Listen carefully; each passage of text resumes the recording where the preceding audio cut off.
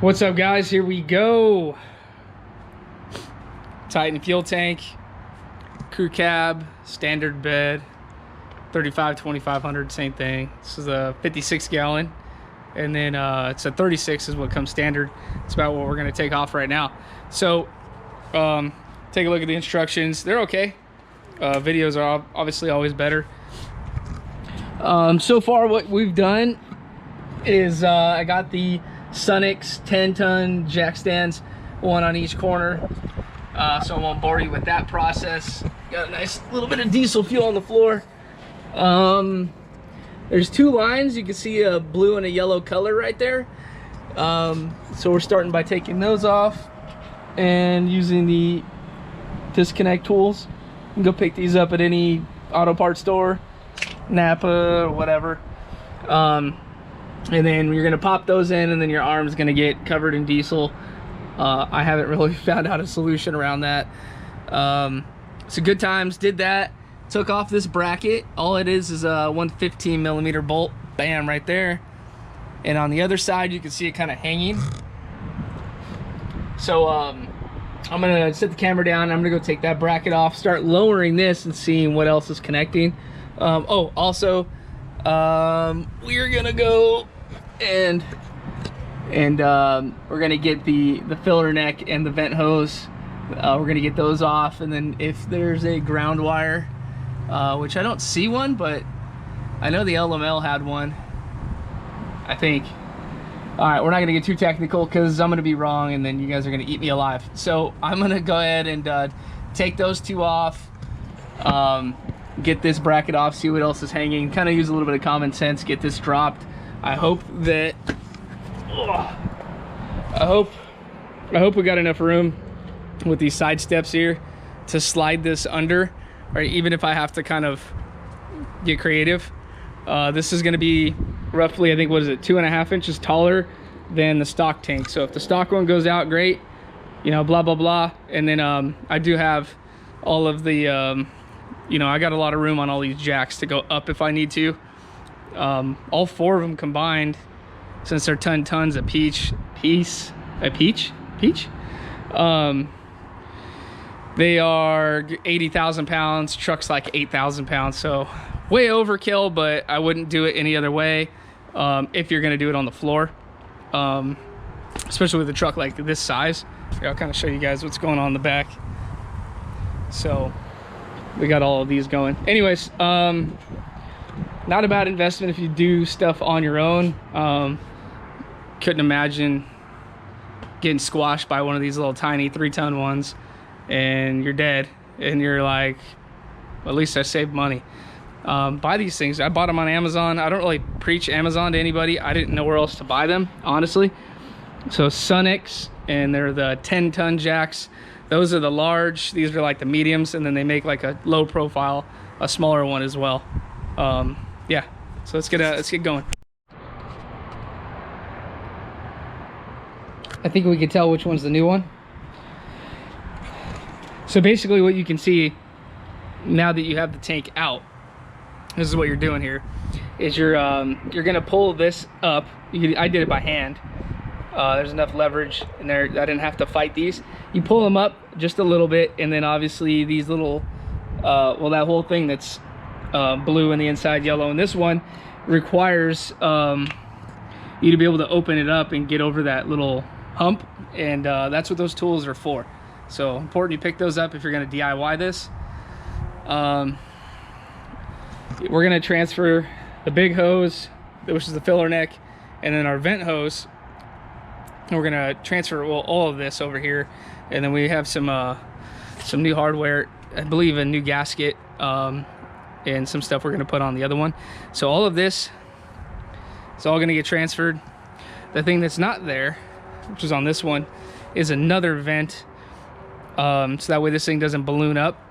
So this vent right here is going to get teed off. I forgot how far down it is. It's in your instructions. But we'll take a measurement. We're going to cut this, and we're going to tee it off, and we're going to run this other hose along the frame rail, and then we're going to connect it to the back of the tank. Okay, nothing left in there. Threw the dust boot in there because There's still fuel in it. Very minimal. There's more fuel than I thought for the truck, saying it had like 5% fuel left. Anyways, so we're all set pretty much over here. We haven't thrown the little flapper door in this yet. Gonna do that next. I did tee this off. This is 8 inches. And then this will end up getting, I think, connected over here on this guy. Okay, guys. So, as you can tell, it's pretty much all done. This kept me up kind of late last night. I was fighting a couple things.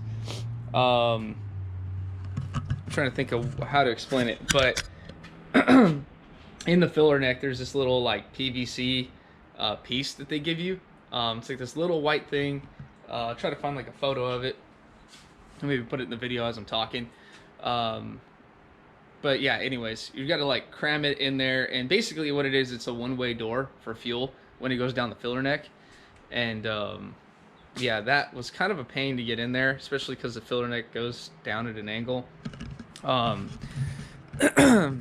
Yeah, that was a struggle. So even lubricating that thing up, it didn't want to go in. Here you guys can kind of see the tank. I mean, it doesn't hang much lower, but it really does make use of like every little inch that is underneath the truck. So it fit really nice. I have no complaints about that. See right here, pretty close to the springs, but it's not going to touch it. The second thing is the snap ring on the other one. So you push it down, you put a new gasket in there, which you can see it. This is like a teal. The other one's orange. And you put the new one in, and then you put the lock ring on there when the sending units drop back in the tank, and it just didn't want to get into this locking position. Like even with putting some pressure and stuff down, it just didn't want to do it. So forgive me, I have this on here because I have a little bit of fuel left, a lot more than I thought for the truck saying, well, my iDash said 5%. I was like, okay. And I'll show you guys in a minute, but I'm gonna siphon that out, put it in here, and then I have some fuel jugs, and I'm gonna throw some fuel in there just to get me to the you know, get this thing running and get me to gas station, fuel station, diesel station. Does anyone call it a diesel station? Also, something I did yesterday, I think these came out kind of clean. Normally I just debadge the truck, but I'm not gonna lie, I'm proud of having a High Country and a 3500. I feel like you don't see that very often. I mean, the grill says it too. You can't really mistake it if you know what the truck is. So anyway, so I did that. Same on the other side. And then the back, I need to clean up, but I actually took off the bow tie. I'm gonna leave that off. And then I did just the Silverado and the High Country right there.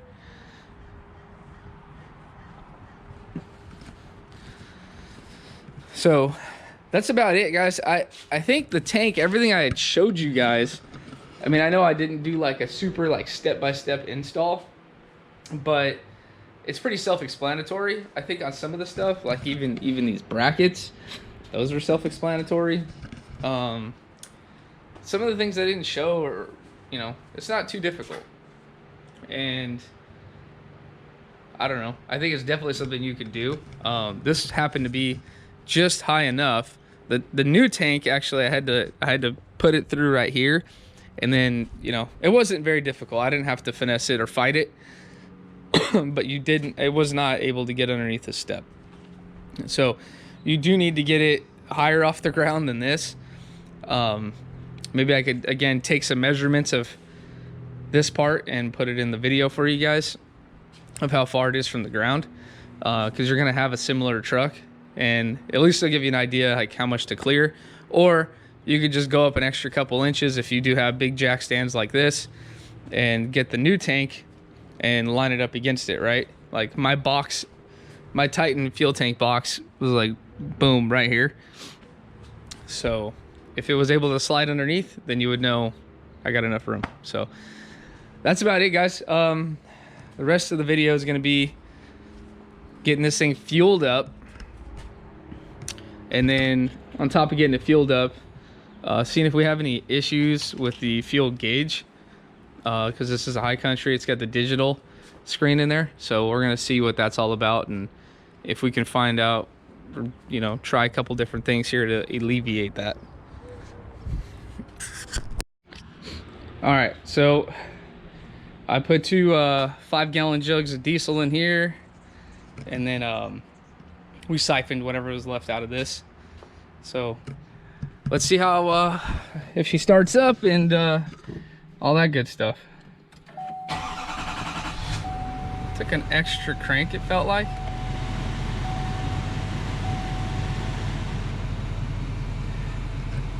Okay, not bad.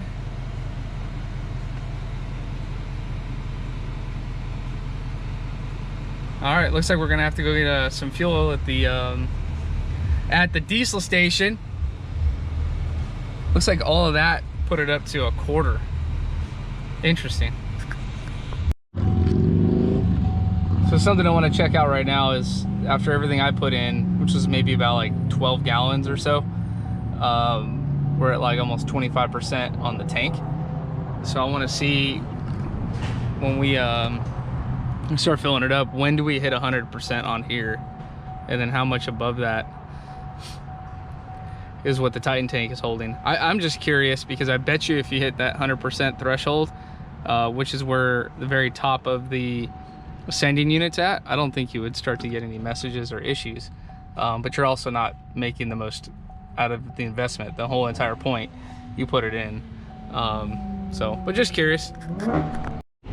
Okay, so we learned a couple things, right? So basically, I waited till this thing got to 99%, which I had roughly about, shows right here. I mean, I kind of topped it off. I mean, I could have waited a little bit, but that says 9.6. So say 10 gallons would have fit, and this is a 56-gallon tank. That means at 46 gallons, I was thinking about 44, but hey, let's just call it 45 to be a round number. Anything above that 44 to 46 number, 45, whatever, is what's going to be above the truck thinking it's at 100% full. So this is the point where the truck's like, hey, is there something wrong with the sending unit? Because it's not moving and you're driving.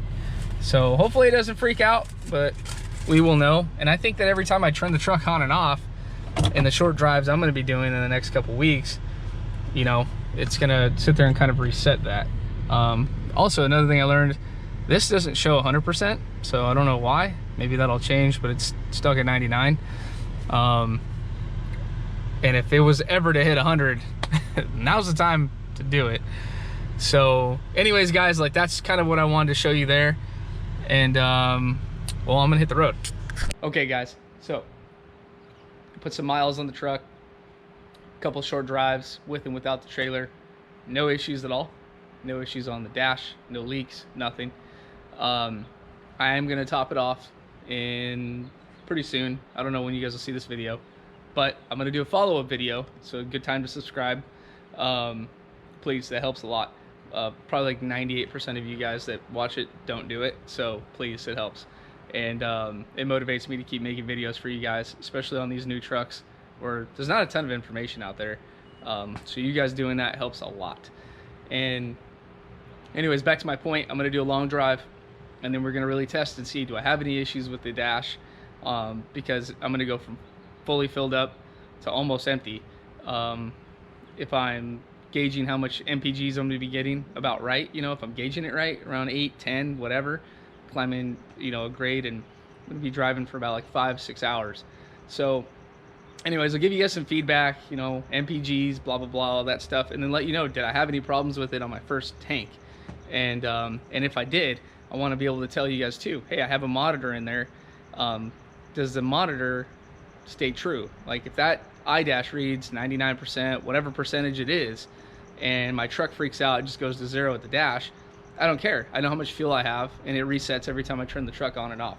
So I don't want to make this thing a big deal, but I know that, like, if I'm about to spend $1,200 on something and I see a disclaimer at the bottom, Like, I want to know about it.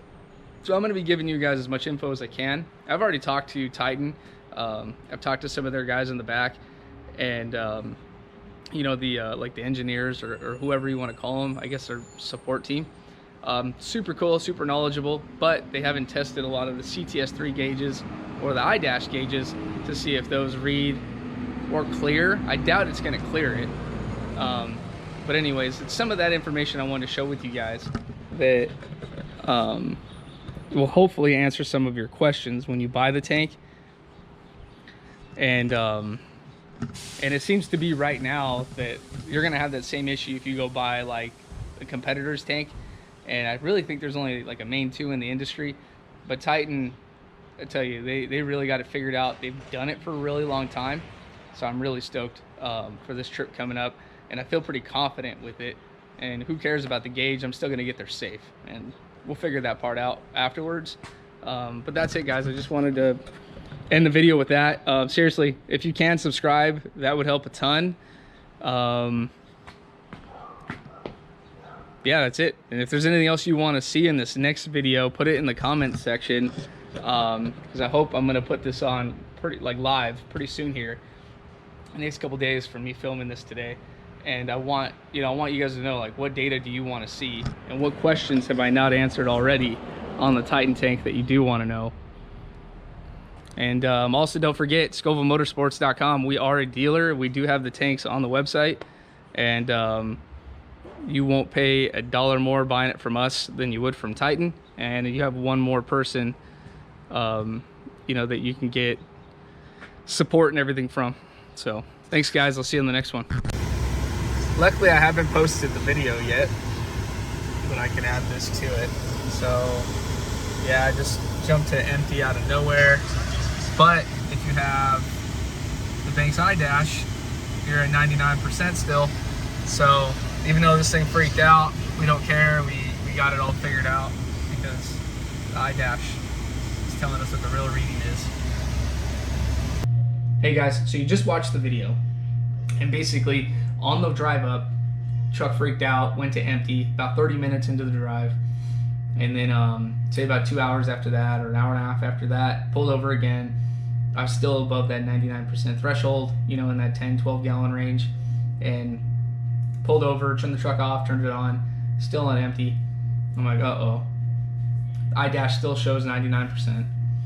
Keep driving, pull over when I'm at like 50% on the iDash now. Now we know, hey, something's working for sure. It's not like the iDash is just stuck or frozen at 99. And it's continuing to be flawless, and it was the entire trip. And turn it off, turn it on, and then my gauge starts to work correctly. So that'll kind of give you guys some of the idea of what's going on. And then we turn around, come back. This time I get about an hour and a half into the drive, and maybe 2 hours. Turn the truck off, turn it on. We're going downhill, still above 99%.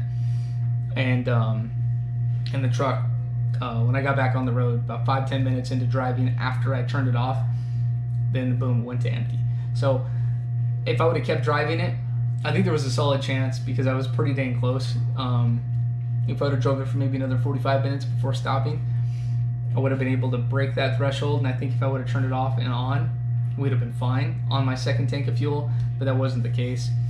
By the time I got home, you know, 35-40% fuel. Again, turned it off, turned it on, you know, backing my trailer in, and yeah, it was fine. It immediately went back. It was no big deal. So I guess the big thing here is, the takeaway is, buy a monitor for now, CTS3, Banks iDash, whatever, you know, also whatever tuning you have. Like, typically you kind of pair that combo.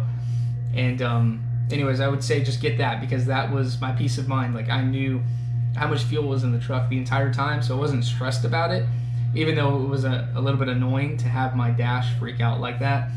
That is the disclaimer that Titan Tanks puts on the website if you go to buy it. Same thing if you go to our website, I still have that disclaimer there. So there isn't a fix for it yet, but there is things like you know, Edge and a lot of other companies are breaking through and cracking these ECMs now, so you don't have to swap them and do all this other stuff. So if that happens to bring more players to the game, that will also, and then it also doesn't require modifying another computer. all the shipping, all the credits the HP Tuners puts into it, all of that's going to give us more options and drive the cost down. And if they make that a lot more reasonable, then somebody can go in and they can alleviate and fix this problem.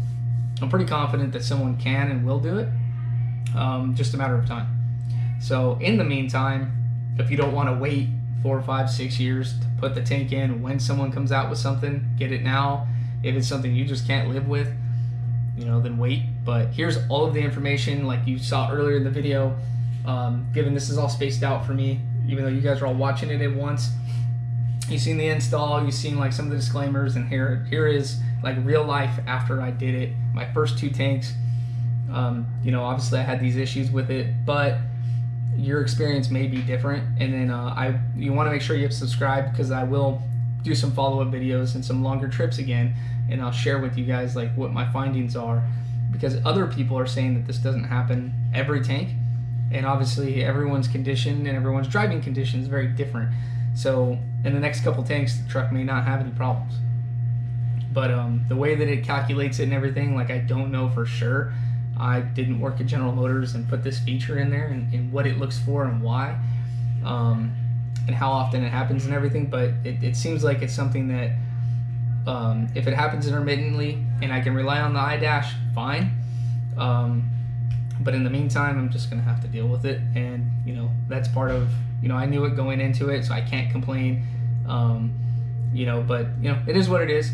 I know that even guys that have some of those transfer tanks and stuff, when you are putting fuel in, again, if you keep that thing at full, or if you're always letting it go into the filler neck, or whatever the case may be. I don't have a ton of experience with those, like hands-on myself, but I have seen people online having issues like that as well, saying, hey, why is the truck freaking out? Same thing, the sending unit is just like, hey, why is it at full? Why is it doing this? So that's all I got for you guys. Again, make sure you subscribe. I will try to make sure that I give you guys all of the content on the build of this truck. There's a lot of things I haven't put on the truck that would be very easy to do, but I'm like making sure I have the correct weather, the correct time, don't do it as it's too dark outside. Like there's a lot of stuff I'm excited to put on the truck that I'm waiting to do it correctly so I can share with you guys the best way. I can't just go out to the driveway and knock it out. Even putting the lift kit and stuff on, I'm not going to go throw it on jack stands. Like I want to actually be able to take my time to show you guys correctly. And if you're thinking about buying it, like why this product, why not other products, what does it do, what can you expect, why is it better, why is it worse, blah blah blah. So anyways guys, that's it. I'll catch you on the next video.